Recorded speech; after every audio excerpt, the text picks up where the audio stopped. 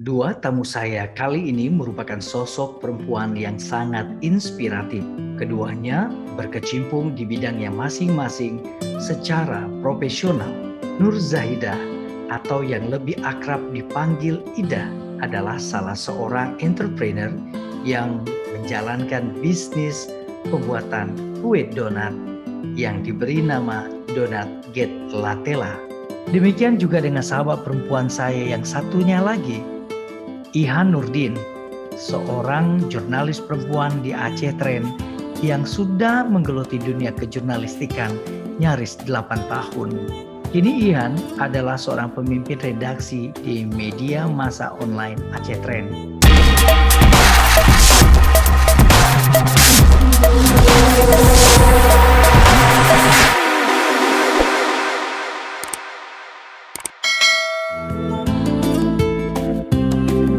Assalamualaikum warahmatullahi wabarakatuh, sahabat semuanya. Ketemu lagi dengan saya di Hendra Shah Official. Dan pada kali ini saya masih mengajak sahabat semua untuk ngobrol dengan dua sahabat saya, dua sahabat perempuan yang dua-duanya berkecimpung di bidang profesional. Salah satunya di bidang literasi dan satunya lagi di bidang bisnis kuliner. Dan untuk itu kita akan ngobrol dengan Nur Zaidah. Beliau adalah owner Donat Get Latela. Dan sahabat saya satu lagi adalah Ihan Nurdin, jurnalis perempuan di Aceh Trend. Dan pada saat ini beliau juga mendapatkan fellowship di program PPMN UNESCO 2020. Untuk lebih lanjut kita akan ngobrol apa saja yang menjadi kiprah yang mereka lakukan selama ini. Bisakah itu menjadi inspirasi bagi kita semua? Salah satunya insya Allah pasti bisa memberikan sumbangsih pemikiran baru bagi kita. Assalamualaikum Ida. Waalaikumsalam. Ini Ketemu kalau, lagi ya. Ini kalau lihat kostumnya, kemudian lihat minumannya, ingat lagu Pelangi-Pelangi ya, merah kuning. Iya, lagi musim hujan Lagi soalnya. musim hujan. Iya, Ida. Sekarang ini kan semuanya serba dalam kondisi yang tidak bisa bertemu orang banyak, gitu ya. Dan kita tahu Ida juga punya salah satu bisnis yang pasti dicari orang, Donat Get Latela. Mungkin Ida bisa cerita sedikit sebelum kita ngobrol lebih panjang.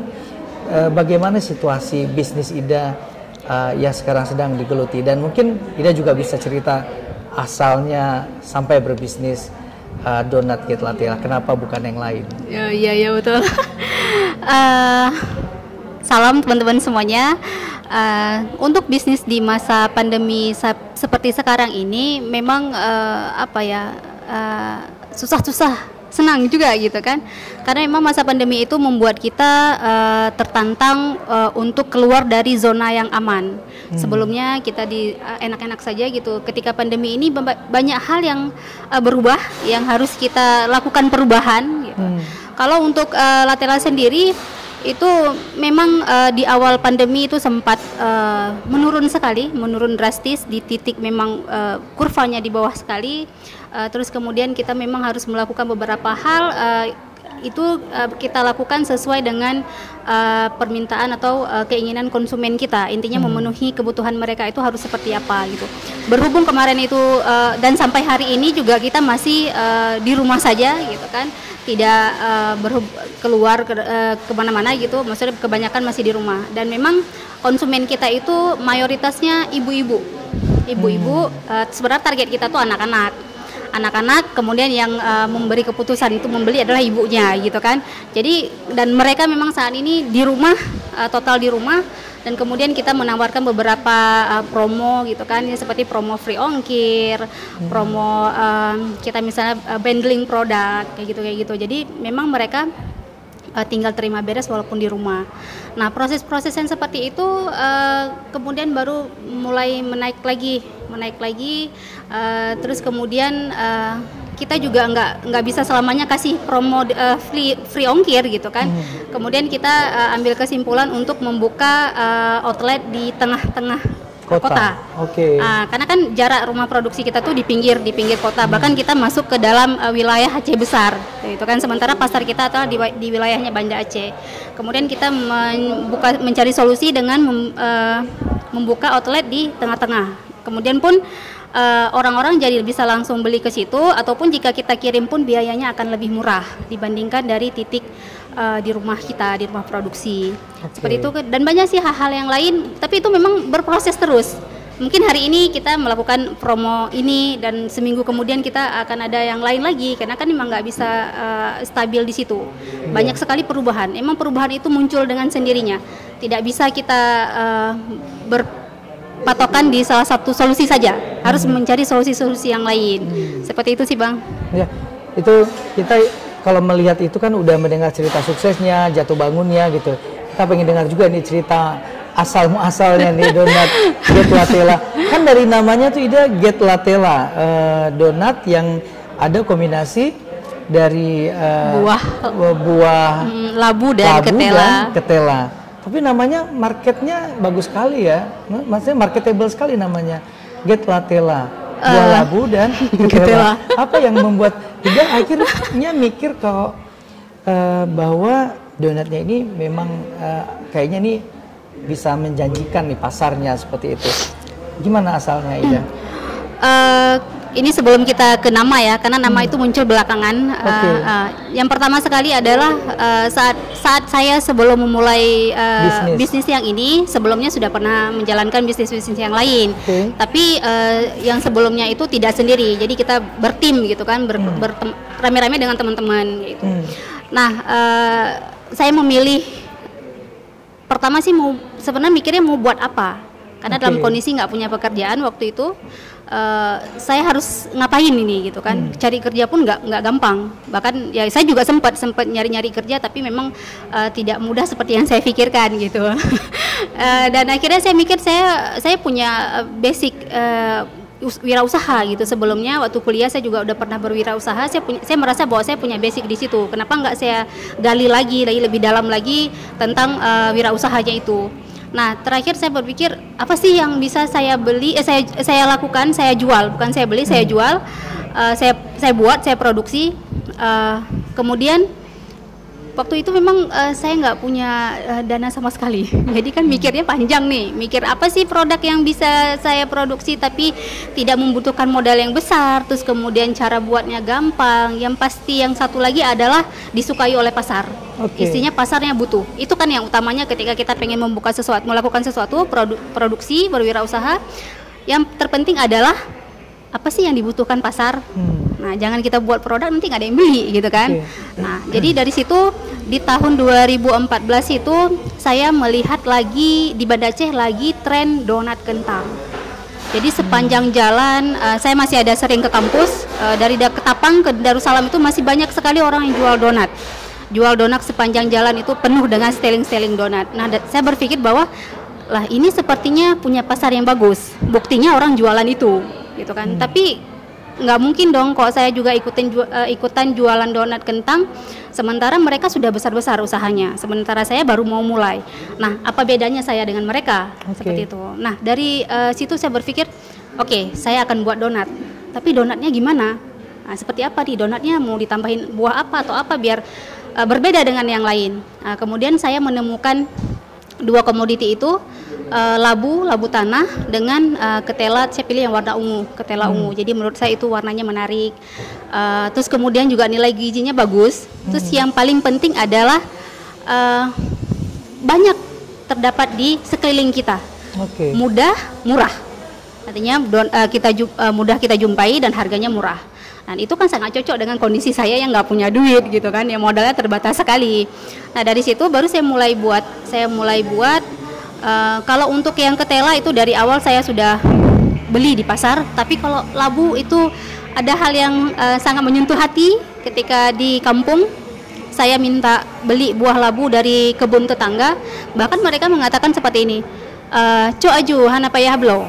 Artinya di situ nggak dijual dan memang tidak ada harga jualnya gitu, tidak, ya mau ambil aja atau hanya sekedar dimakan oleh binatang seperti itu. Jadi saya rasa wah ini labu punya nilai gizi yang bagus dan memang potensinya besar sekali, tapi tidak ada nilai jual. Nah, dari situ saya mulai bagaimana caranya si labu dan ketela ini saya jadikan donat, itu menaikkan nilai jualnya si labu, menaikkan nilai jualnya si donat. Karena untuk zaman sekarang kita kalau disuruh makan labu enggak mau.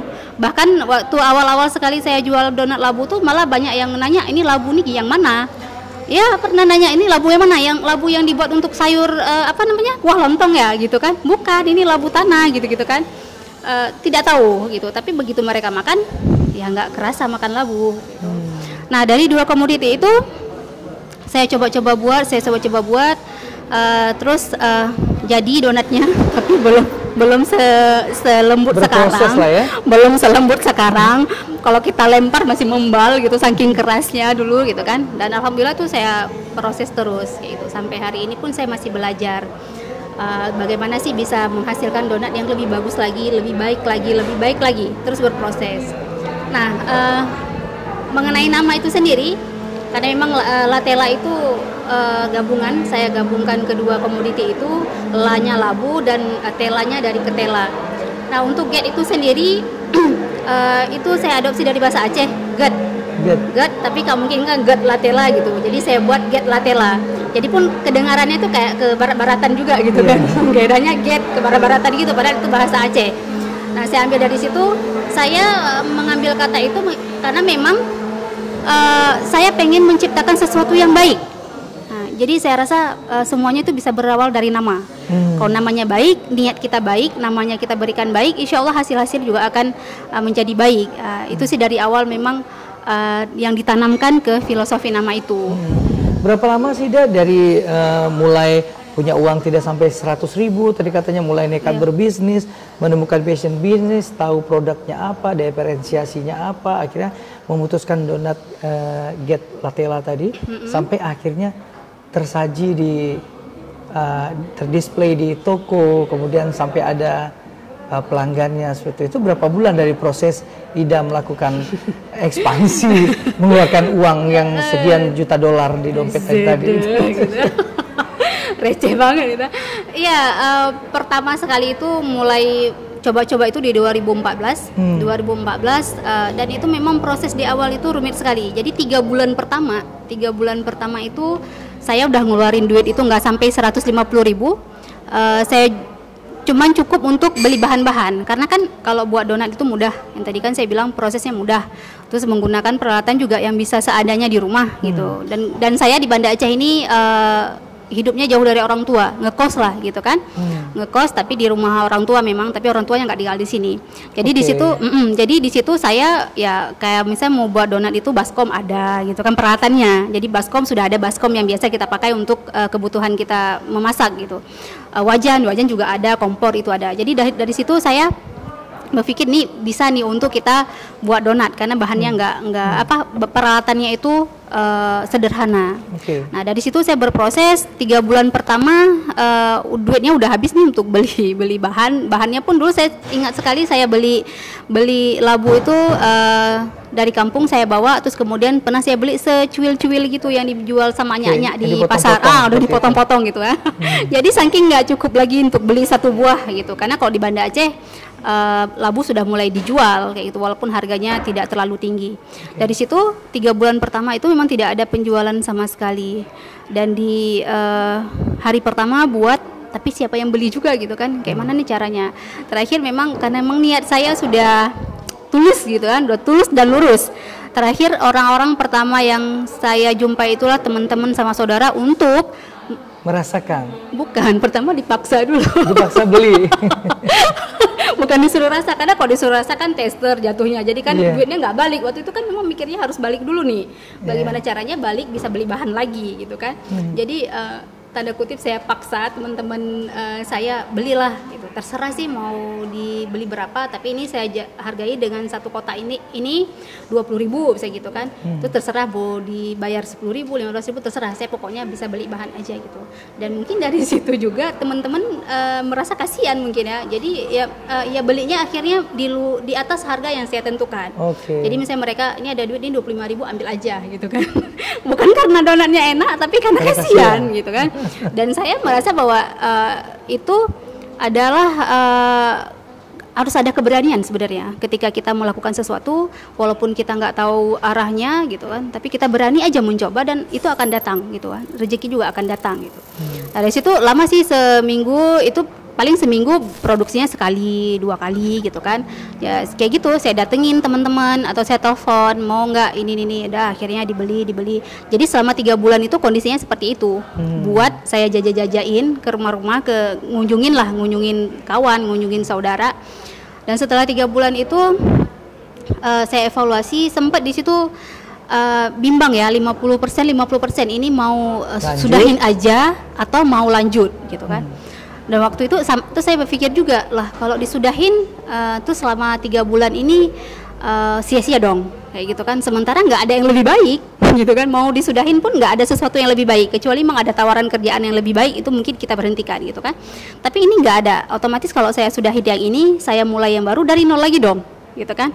Terakhir saya tanamkan pada diri saya, oke, kita coba 3 bulan lagi. Saya bilang sama diri saya ya, oke, kita coba 3 bulan ke depan lagi gitu. Kalau memang 3 bulan setelah ini tidak ada juga penjualan yang tidak ada orderan yang datang gitu kan. Jadi oke lah, kita sudahin. Saya berjanji sama diri sendiri. Dan alhamdulillahnya di 3 bulan ke depan itu ketemu bulan Ramadan. Oke. Nah, jadi selama bulan Ramadan ini, alhamdulillah itu datang mungkin keberkahan juga gitu. Datang mulai orderan, dan teman-teman yang tadi selama 3 bulan sebelumnya yang saya paksa itu, mereka merekomendasikan. Jadi ada buka puasa bersama, terus mereka merekomendasikan ini antar ya untuk buka puasa gitu. Mulai ada telepon, mulai ada dulu pesan BlackBerry Messenger gitu kan. Jadi di situ mulai masuk, dan di 3 bulan kedua itu saya memutuskan bismillah saya akan lanjut gitu. Dan di bismillah itulah yang memperlancarkan jalan-jalan ke depan kayak gitu. Saya rasa seperti itu. Memang rintangan selalu ada, tapi itu menjadi kekuatan. Iya, mungkin pada saat 3 bulan pertama tuh kayak titik balik ya, mau mundur atau mau maju gitu kan ya. Tapi oke, semangatnya bisa kita contoh. Mungkin saya mau tanya ke Ian dulu. Ian, ini kan kalau kita simak apa yang disampaikan Ida tadi itu kan biasa perempuan kan lebih gampang rapuh untuk kayak ya udahlah nggak mau lanjut gitu kan ya. Nah dari sisi Ihan sendiri yang bergelut di dunia literasi, bagaimana sih melihat orang-orang ataupun sahabat-sahabat perempuan kita yang mau berbisnis tetapi itu kayaknya ragu mau menentukan apa, terus mau berbisnis tapi kayaknya kurang pengetahuan di situ. Nah dari sisi literasi sendiri menurut Ihan penting tidak seorang pebisnis muda perempuan sebelum menyemplungkan dirinya di bisnis apapun yang menjadi passion dia, tetap harus punya pengetahuan yang cukup untuk itu? Oke, terima kasih Bang Hendra. Assalamualaikum warahmatullahi wabarakatuh. Terima kasih sekali lagi atas kesempatannya. Senang sekali ya bisa semeja sama pengusaha muda perempuan di Aceh ya kan. Jadi memang kalau kita berbicara soal apakah aku bisa atau tidak gitu Bang kan, sekarang sebenarnya bukan lagi berbicara soal aku bisa atau tidak, tetapi mau atau tidak, kuncinya itu. Karena kalau kita lihat sekarang kan akses sudah sangat mudah sekali ya, hanya dengan berbekal sebuah smartphone seperti ini, apa sih yang mau kita cari itu semuanya ada gitu. Misalnya kita mau katakanlah kita tidak punya ide ketika kita ingin membuka usaha, kita tinggal cari di internet apa sih yang sekarang tuh yang lagi yang lagi memang dibutuhkan oleh masyarakat, itu semuanya ada, tinggal apakah kita mau mengeksekusi atau tidak. Kemudian ketika misalnya kita sudah punya ide, terus caranya gimana ya, misalnya kita balik lagi tinggal buka internet, itu semuanya udah ada gitu. Jadi memang tergantung pada niat yang kuat sebenarnya ya, pada azam dari diri kita sendiri, seberapa besar keinginan atau niat kita itu untuk membangun usaha. Membangun usaha, karena kalau tidak ada niat, sebesar apapun modal yang kita punya, tetapi itu nggak akan bertahan lama menurut saya gitu ya Ida ya. Karena kalau misalnya uang ada kan kayak Ida bilang tadi, gampang, mau beli labu tinggal ke pasar, mau beli ketela tinggal ke pasar. Tetapi ketika bertahan di posisi pas kita lagi bokek-bokeknya ini, untuk mengambil komitmen 3 bulan ke depan itu, nah itu menurut saya yang cukup penting gitu kan. Apalagi misalnya di masa sekarang, kalau kita berbicara literasi sekarang kan bukan lagi sekadar kita bisa membaca atau sekadar kita bisa mengenal huruf. Iya, tetapi lebih pada bagaimana kita bisa memahami substansi gitu. Nah, ketika seseorang yang tadinya katakanlah misalnya dia tidak punya background bisnis, dia bukan alumnus ekonomi, fakultas ekonomi misalnya, tetapi dengan literasi yang dia bisa lakukan, dia bisa melakukan apa saja. Karena apa?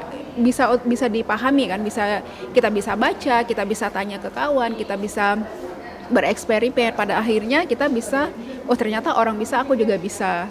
Menurut saya itu tadi Bang, yang penting kita mau atau tidak gitu. Karena kalau misalnya tadi Bang Hendra juga sempat sedikit singgung ya tentang kerapuhan. Saya agak tidak setuju. Tidak setuju kalau perempuan diasosiasikan seperti itu. Justru yang saya lihat di lapangan, daya tahan perempuan itu sangat luar biasa. Daya juang perempuan itu sangat luar biasa. Sebagai contoh misalnya di keluarga ya. Di keluarga di keluarga itu kan ada ayah, ada ibu, ada anak-anak ya. Coba ketika misalnya kita bilang, "Mak," atau ada orang tua ayah kita, "Ayah, ibu, besok saya ada PR." Siapa yang paling sibuk? Bisa dipastikan mungkin orang tua kita. Ketika misalnya, "Bu, besok saya ada ini di sekolah," atau "besok saya perlu ini," siapa yang paling sibuk? Pasti ibu kita gitu. Misalnya seragam kita belum digosok, pasti ibu kita yang repot-repot. Kemudian juga misalnya di rumah tangga misalnya, ketika misalkan si ibu dalam kondisi yang tidak sehat, ya banyak kita lihat kan, walaupun dia misalnya pusing atau lemas atau lagi demam, pasti dia akan tetap berusaha untuk tetap bisa melakukan pekerjaan-pekerjaan rumah tangga untuk memfasilitasi supaya anggota keluarganya itu kebutuhannya tetap terpenuhi. Kalau misalnya anaknya pagi misalkan tetap harus ada makan atau susu di meja, tetapi kalau misalkan ayah kita sakit ya sakit aja gitu.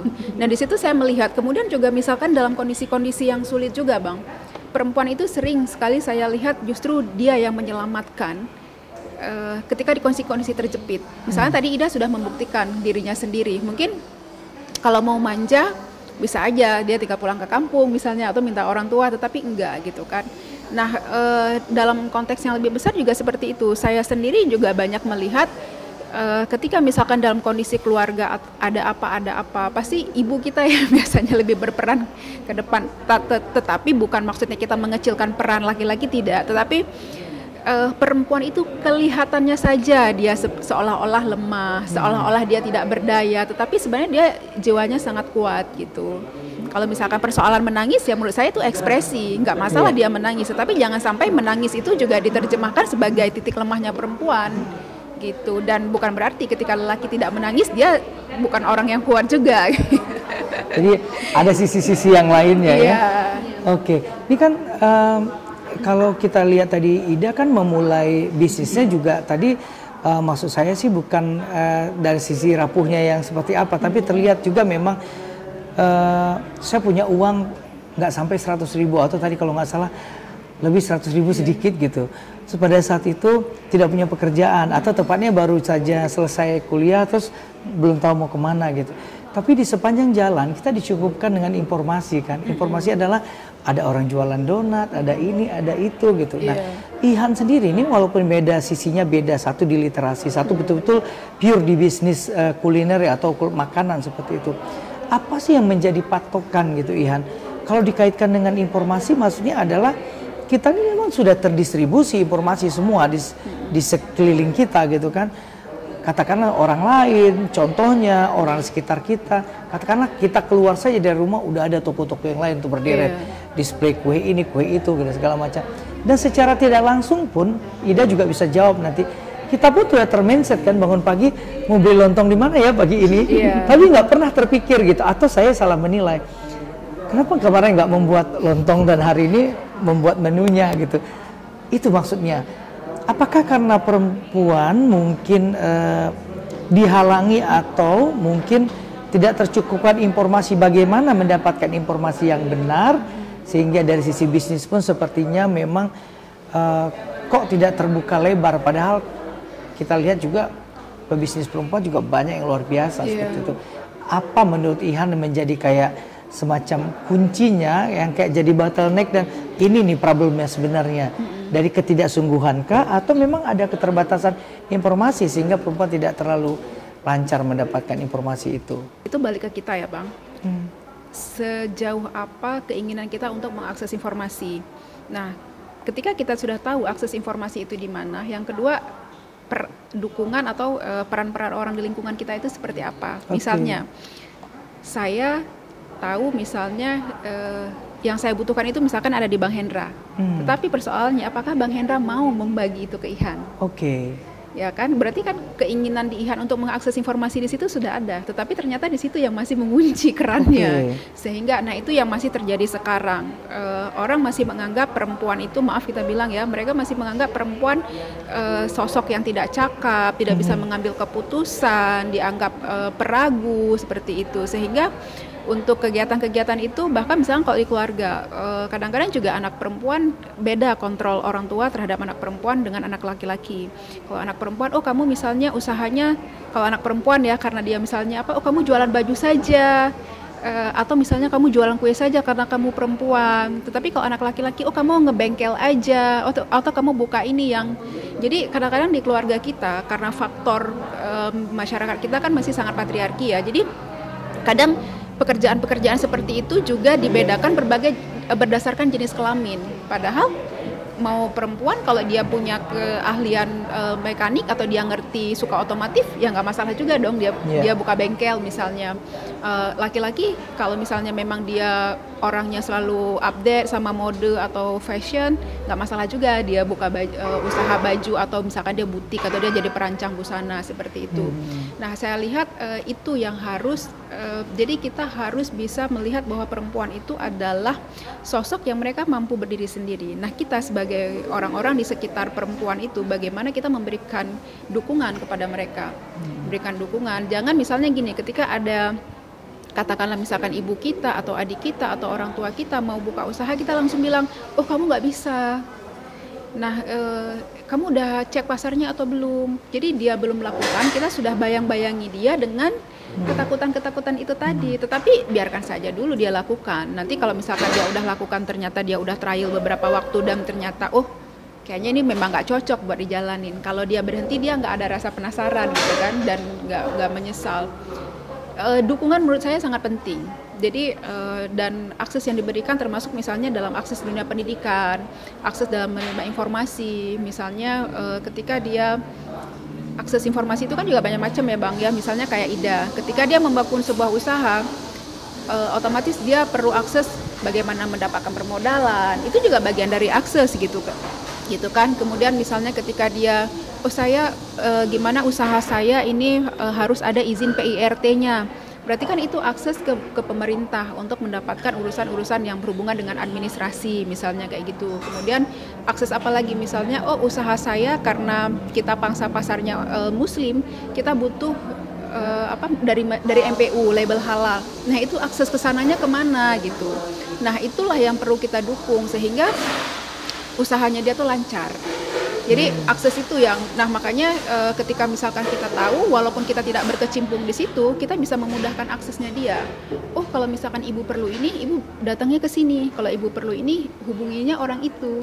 Seperti itu Bang. Jadi clear sepertinya. Iya, nah balik ke Ida lagi. Ini yang pelakon bisnisnya kan Ida sejak awal ya, kreatornya, memikirkan bagaimana konsepnya dan lain-lain.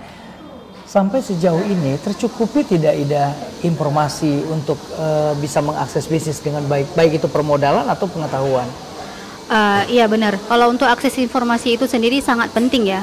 Saya rasakan sendiri di awal-awal itu tidak secanggih sekarang juga informasi melalui internet. Misalnya kalau kita bilang internet gitu, dulu belum selancar sekarang. Nah, yang saya lakukan dulu informasi itu ya salah satunya ada sosialisasi dengan lingkungan. Jadi di lingkungan tempat saya tinggal itu ada mereka yang sudah duluan berbisnis gitu kan. Saya sempat datangin seperti itu di awal-awal. Saya cari, intinya informasi itu nggak bisa datang dengan sendirinya tanpa kita cari. Nah itu salah satunya di lingkungan, sosialisasi lingkungan di sekeliling tempat tinggal. Kemudian saya keluar dari itu sedikit lagi, saya cari komunitas. Waktu itu saya tidak terlalu berpedoman pada internet ya, tapi lebih ke yang saya pengen lihat langsung gitu. Saya pengen ketemu langsung. Ini ada pengusaha yang udah nih, saya pengen ketemu langsung gitu kan. Ini ada komunitas ini gini-gini. Tapi saya pengen tahu siapa sih yang ada di dalam komunitas itu. Komunitas itu baik itu dari komunitas bisnis ataupun komunitas yang lain yang mendekati itu. Misalnya kayak dulu ketemu sama Ihan juga kita di kegiatan tulis menulis gitu kan. Jadi bagi saya komunitas semua itu yang kita butuhkan boleh kita cari gitu. Nah kemudian juga untuk akses seperti yang dikatakan tadi untuk halnya ke pemerintah. Nah kita juga bisa mencari lembaga-lembaga yang di bawah pemerintah, di bawah dinas gitu. Waktu itu saya di bisnis itu saya ketemu dengan PLUT, itu pusat layanan usaha terpadu, itu di bawah pemerintah. Jadi sumber-sumber informasi tentang pemerintah itu ada di situ untuk bisnisnya. Baik, salah satu yang pertama sekali itu adalah saya dapatkan informasi tentang urus sertifikasi PIRT, kemudian halal. Jadi dari mereka saya diarahkan ke sini, ke dinas ini, ketemunya sama Ibu Fulan. Dan kalau ke halal ketemunya di sini tempatnya, ketemunya sama Ibu Fulan kayak gitu kan. Jadi itu sangat mempermudah. Dari situ juga saya bisa ketemu teman-teman yang sama-sama mempunyai permasalahan yang sama. Jadi kayak kita tuh bareng-bareng gitu. Jadi kita bareng-bareng, kita sama-sama ada kekurangan, kita sama-sama memperbaiki. Begitu terus seterusnya gitu. Dan untuk berbisnis itu sendiri terkadang ada masa-masa naik-naik turun, ada masa kita down, ada masa kita nggak semangat kayak gitu. Nah itu saya dengan teman-teman yang di komunitas, saya komunikasi lancar dengan mereka, dengan komunitas. Nah di komunitas ini kan kita punya value yang sama. Artinya sama-sama kita punya usaha, mungkin langkah kita aja yang berbeda. Ada yang sudah lebih duluan, ada yang sudah banyak langkahnya, ada yang baru 1 langkah, ada yang berapa langkah gitu. Nah di situ mereka menuntun kita. Oh ini baru mulai usahanya, kan pasti banyak problemnya. Dan teman-teman yang lain kan sudah melewati hal itu. Dan problemnya sudah duluan. Dan itu lebih mudah kita cerna. Waktu itu ya saya merasakan itu lebih mudah saya cerna karena orang yang pelaku sendiri yang mengatakan ke kita, yang menceritakan ke kita, yang memberi solusinya, dia sudah pernah melewati itu. Jadi saya rasa hal-hal yang seperti itu untuk informasi memang harus kita gali, dan galilah sesuai dengan apa yang kita butuh dan cari orang-orang di sekeliling kita. Nah kemudian baru nanti kita nambahnya melalui internet kayak gitu, kita cari sumber-sumber di YouTube seperti itu. Ada mungkin strategi bisnis yang kita nggak dapatkan dari komunitas, baru kemudian kita beranjak ke situ. Jadi ada dapat solusi meskipun ya problem pasti tetap ada kan. Iya selalu. Biasanya nih cerita sedihnya tuh kekurangan modal, misalnya suasana lagi tidak baik atau barangkali pasar lagi tidak bagus, atau ada perubahan-perubahan pada merek produk, terus stok dulu baru menuju ke lapangan. Di mana yang paling stuck Ida biasanya di fase itu? Kalau di awal sekali itu soal penerimaan ya. Penerimaan gitu kan, maksudnya kita di Aceh secara umum. Maksudnya penerimaan masyarakat, iya, lingkungan benar. Gitu ya? Jangan ke masyarakat dulu, tapi ke sekeliling kita dulu. Okay. Penerimaan oleh keluarga dulu, yang pertama sekali itu yang menjadi tantangan terbesar. Seperti saya di awal. Misalnya? Jualan gitu misalnya atau gimana? Iya jelas seperti itu gitu kan, kaget gitu. Nah, saya berawal dari keluarga dulu. Jadi saya anak terakhir dari 6 bersaudara. Oke. Nah, jadi abang-abang saya, kakak-kakak saya itu semuanya pegawai negeri. Karirnya pegawai negeri, dan orang tua saya juga mungkin pola pikirnya juga berpikir anaknya selesai sarjana mereka akan bekerja sebagai pegawai negeri atau karyawan swasta. Intinya berseragam gitu. Waktu itu orang tua saya belum paham tentang dunia bisnis, apalagi saya bisnisnya manufaktur ini, mengolah sendiri gitu kan, mengolah sendiri yang belum ada menjadi ada, kemudian saya mengembangkannya sendiri gitu.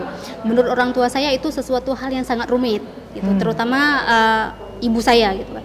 Kalau bapak saya itu dia lebih memberikan kesempatan pada anaknya, kamu mau apa ya seriusin di situ, fokus silahkan gitu. Orang tua, sementara ibu saya tidak seperti itu. Jadi memikirkan itu susah sekali, itu rumit sekali segala macam. Nah itu perjuangan terbesar saya, akhirnya meyakinkan mereka, dan itu juga butuh proses. Nah setelah dari keluarga saya coba meyakinkan keluarga, oke, keluarga ya udahlah terserah gitu. Kalau emang itu maunya ya silahkan. Kemudian juga di lingkungan masyarakat, Yang pertama dari keluarga, kemudian ke lingkungan yang kita kenal, sahabat-sahabat kita yang ada di sekeliling kita juga, mereka menganggap ya ngapain sih capek-capek ini gitu. Kok nggak lamar ke sini? Ini ada dibuka loker nih, ke sini dong kayak gitu-gitu. Ada informasi-informasi mereka berikan. Mungkin itu niat baik juga mereka. Tapi bagi saya sendiri, saya tidak di situ gitu kan. Saya tidak situ. Saya tidak bisa bekerja dulu saya dulu pernah juga kerja beberapa kali, sempat kerja, tapi itu tidak bertahan lama, sebulan 2 bulan, kalau nggak dipecat saya mengundurkan diri. Jadi kayak pernah memang dipecat, maksudnya kamu tidak layak lagi, gitu ya? Kamu tidak layak lagi bekerja di sini kan, itu dipecat gitu kan.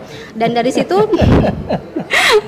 abang saya di Banda Aceh tinggal berdua sama abang, jadi abang saya pernah katain, kok nggak kerja hari ini gitu kan, udah dipecat gitu kan. Jadi kan saya sih ngatain udah nggak kerja lagi gitu kan. Habis itu abang saya juga pernah mengatakan ke saya, mungkin memang kamu yang nggak bisa diatur gitu. Udah berapa kali kerja sana sini, sebentar sana sebentar sini, tapi kok nggak bertahan gitu. Bukan salah orang, mungkin kamu yang nggak bisa diatur, kata dia kan. Tapi benar juga kan, itu bagi sebagian orang menganggap itu negatif, nggak bisa diatur gitu kan. Tapi bagi saya membalikkan itu, saya nggak bisa diatur, terus harus gimana dong? Bagaimana kalau saya yang mengatur? Gitu. Karena saya nggak bisa diatur gitu kan. Itu orang yang bilang, bukan saya yang bilang gitu kan. Tapi hampir semua tempat yang saya bekerja mungkin karena nggak bisa diatur gitu kan. Saya berpikir, loh saya dipecat di sini kenapa ya? Oh ini gini, oh mungkin bener gitu, nggak bisa diatur. Jadi saya balik, saya positifkan kalimat itu, bagaimana kalau saya yang mengatur. Nah dari situ jadi mulai melanjutkan terus bisnisnya dengan konsep bahwa saya memang harus mengatur diri saya sendiri dulu yang terutama. Jangan saya pikir ngatur orang lain dulu, tapi diri saya dulu sendiri gitu. Jadi dari situ berjalan, kemudian sampai ke lingkungan lebih luas lagi, jumpa customer. Dan di situ salah satu saya teringat sekali sama ibu ini gitu kan.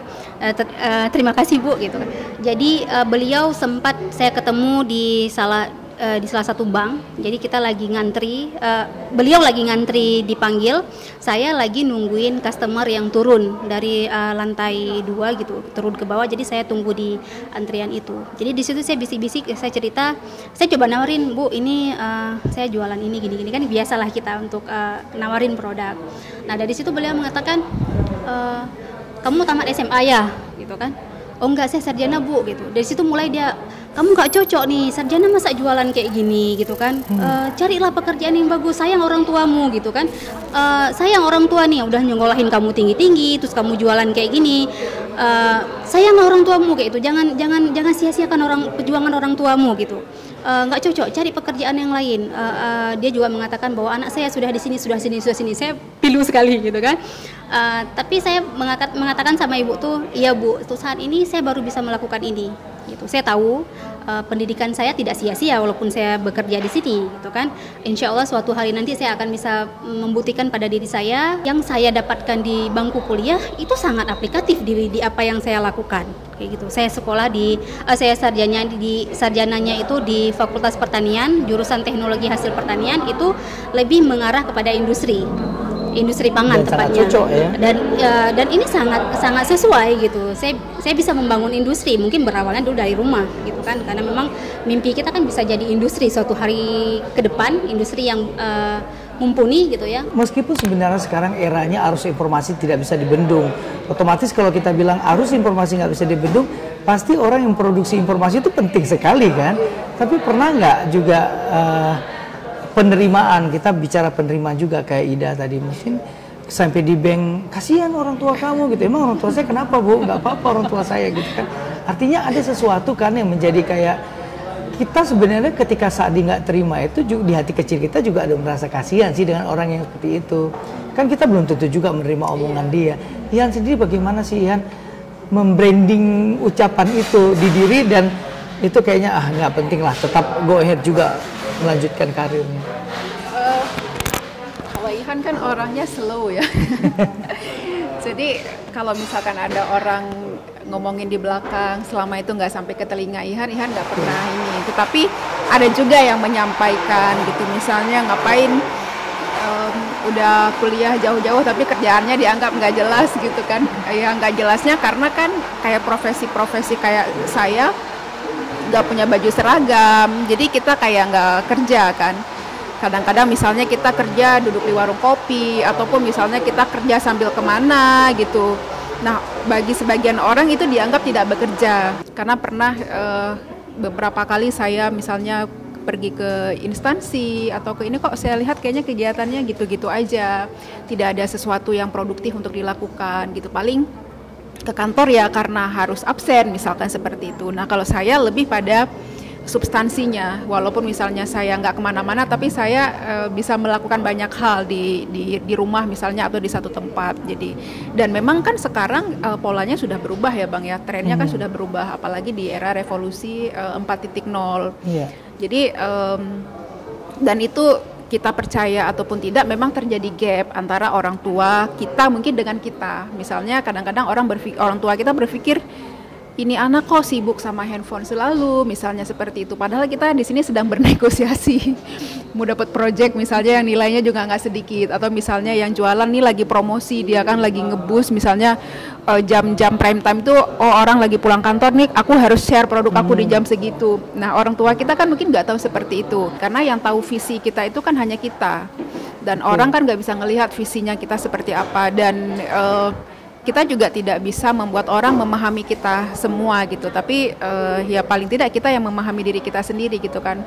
Kita bisa menjelaskan ke mereka, tapi kita tidak bisa memaksa mereka untuk harus mengerti. Sama-sama bertoleransi, menjalani hidup masing-masing. Iya, meskipun profesi apapun. Iya, Oke. apapun profesinya. Sahabat semua, senang sekali tadi saya bisa ngobrol dengan dua orang perempuan yang luar biasa. Satunya Nur Zahida, owner dari Donat Get Latela, salah satu makanan kue yang bisa dinikmati, dan ternyata sudah 5 tahun aja nih proses bisnisnya. Memulai bisnis dengan uang yang tidak sampai dengan 200.000, tapi Ida sudah berhasil membuktikan bahwa semangat dan belajar terus-menerus akan bisa membuat apapun termasuk bisnis menjadi lebih langgeng ke depan usahanya. Sudah terbukti dengan apa yang dilakukan oleh Ida dengan bisnisnya Donat Get Latela. Dan salah satunya lagi sahabat saya Ihan Nurdin, seorang jurnalis perempuan di media Aceh Trend dan penerima fellowship BPMN UNESCO 2020. Salah satu yang saya petik dari Ihan tadi adalah belajar itu tidak ada batasnya, dan jangan pernah terintervensi dengan anggapan orang tentang apapun yang menjadi pekerjaan dan menjadi salah satu passion kita di masa yang akan datang. Dari keduanya saya belajar 2 kata, kita harus tertempa dari musibah pandemi dan bukan tertimpa karena musibah yang sedang berjalan. Karena seluruh dunia dalam kondisi tidak baik-baik saja, dan kita harus bisa keluar menjadi pemenang setelah ini. Jadilah tertempa, bukan tertimpa dengan kondisi pandemi COVID-19. Saya Hendra pamit undur dari Hendra Official. Sampai ketemu lagi di edisi yang akan datang dengan tokoh-tokoh inspiratif lainnya. Assalamualaikum warahmatullahi wabarakatuh.